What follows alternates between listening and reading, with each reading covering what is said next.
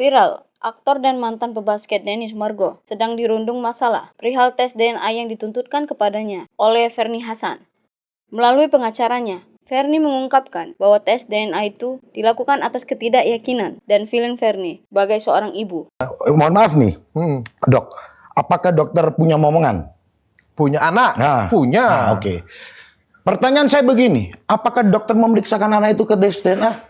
Enggak. Tidak. Kenapa? Karena saya mengakui itu anak saya. Dan yakin bahwa itu anaknya dokter. Betul. Kan? Nah, itulah seorang ibu punya keyakinan, ya kan, untuk bahwa hukum anak ini seperti apa. Oke. Apa salahnya?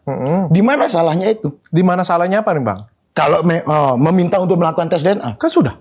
Lantas, seperti apakah tes DNA itu? Apakah semua orang bebas menyelenggarakan tes DNA? Seberapa besar kebenaran tes DNA?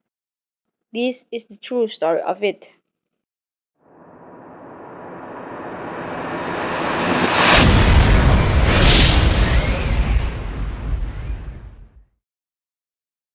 Untuk kedua kalinya, Denny Sumargo diminta melakukan tes DNA. Kala itu, tepatnya pada tahun 2019, Denny Sumargo melakukan tes DNA pertamanya dengan anak perempuan dari Ferny Hassan.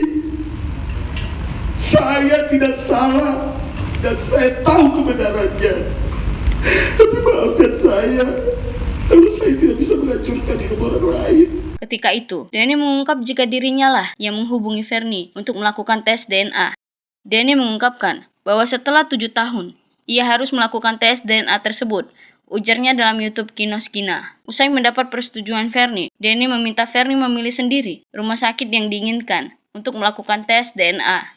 Hasil dari tes DNA tersebut merujuk pada hasil bahwa Denny Sumargo bukan ayah biologis dari anak tersebut. Dengan mencuatnya kembali ajakan kedua untuk tes DNA, pihak RSCM angkat bicara terhadap keakuratan dan seperti apa tes DNA tersebut.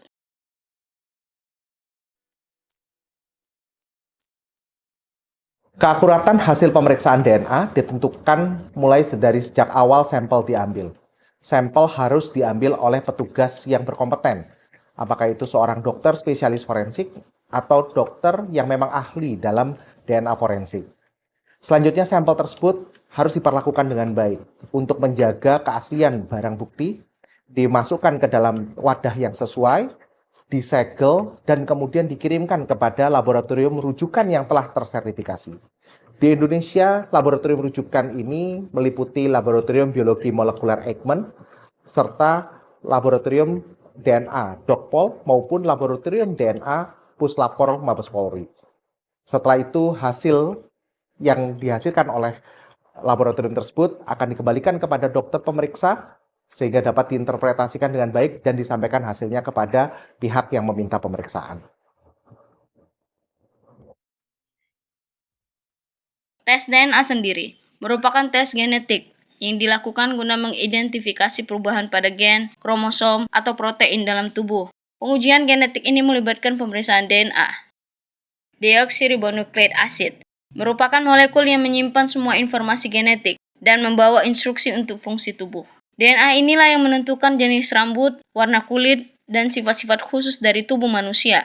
Tes DNA sendiri dapat dilakukan untuk mengetahui bila kita memiliki kondisi penyakit genetik yang diturunkan dalam keluarga, mengetahui apakah janin dalam kandungan memiliki resiko terhadap kelainan genetik, memahami dan membantu dokter dalam merencanakan pencegahan atau perawatan kanker. Kan sekarang bisa inilah, ada namanya ancestry DNA.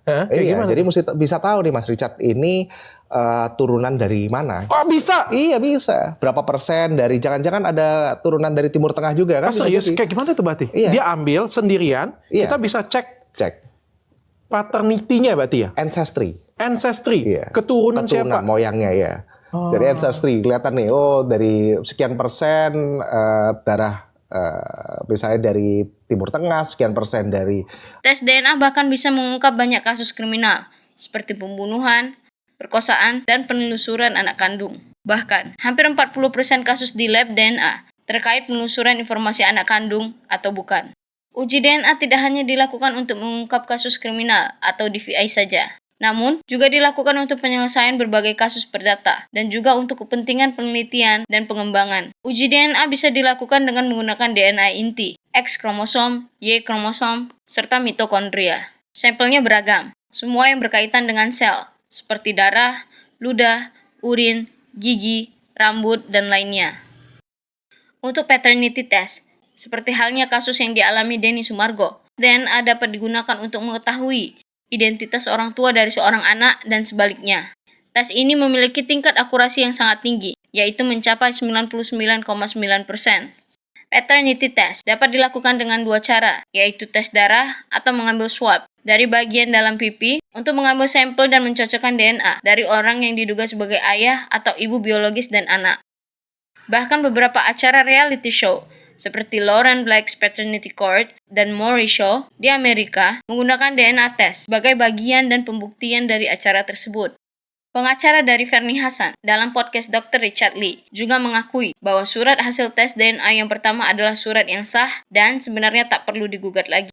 Begini, tanpa menyudutkan dan menuduh siapapun, selama segala sesuatu yang dikerjakan oleh manusia masih dimungkinkan untuk terjadi kekeliruan. Oke. Ya kan? Maka oleh sebab itu, tentu ketika sudah ada satu, katakanlah diagnosa tertentu, kita bicara dalam kasus umum nih. Oke. Diagnosa tertentu, seseorang yang merasa apakah ini benar, dia punya dong hak untuk memastikan kembali. Boleh, kenapa nggak boleh? Itulah Boleh. yang kita lakukan. Tidak saya mengatakan tes DNA yang Boleh. masalah. Tapi sebagai seorang pengacara, saya tanya dengan abang dulu. Apakah tes DNA yang pertama itu sah? Tes DNA yang pertama sah. Sah. Sah. Oke. Sebagai orang pendidikan, kita sama-sama tahu bahwa itu sah. Sah. Abang bukan sebagai pengacara lawyernya si Fernie ya. Saya tanya, abang sebagai lawyer, abang percaya dengan hasil tes DNA itu? Percaya. Karena itu masih berupa satu surat yang sudah diterbitkan dong. Nah, bagaimana menurut kalian? Apakah tes DNA yang kedua harus dilakukan? Bisakah hasilnya berbeda? Tuliskan komentar kalian di bawah. Demikianlah video kali ini. Semoga bisa bermanfaat. Insya Allah kita jumpa lagi di video berikutnya.